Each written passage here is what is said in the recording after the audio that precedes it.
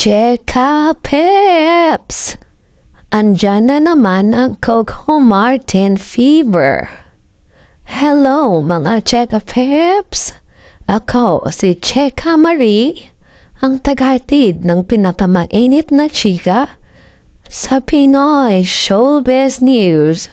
At ngayong araw, pag-usapan natin ang Batang Quiapo na tila pamatay serye sa ABS-CBN primetime shows.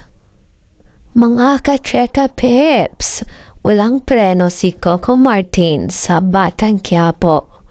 Dahil Batang Quiapo lang naman ang nagawang patumbahin ang 6 na serye sa GMA Prime.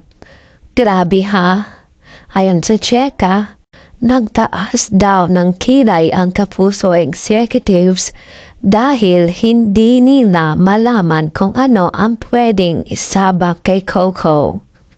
Kaya nga, dumating na ang panibagong taktika, ang Batang Riles, isang series na susubok sumabay sa agos ng Batang Quiapo. O mga Cheka Peps, anong masasabi niyo? Pabor ba kayo sa bagong GMA series na itatapat kay Coco? O feeling niyo na pangpagising lang ito sa mga antok na mga kapuso? I-comment na yan below. Alam niyo ba, ang Batang Quiapo ay hindi lang nagtitrend online, pero ito rin ang top 1 most watched show sa buong Pilipinas ngayon. Yes, pati replay sa YouTube, umaabot ng milyon-milyong views.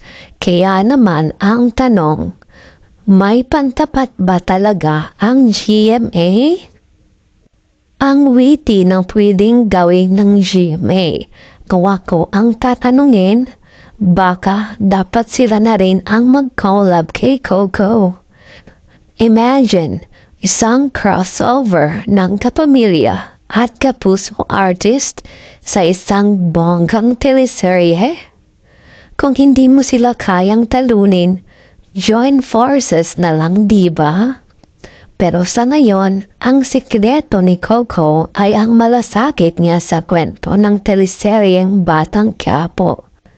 Kaya kahit anong itapat, kakaibang hatak talaga.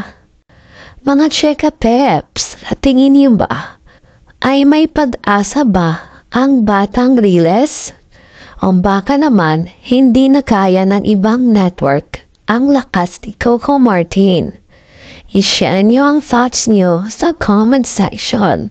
Kung gusto niyo pa ng ganitong showbiz news and updates, please like, comment, and subscribe.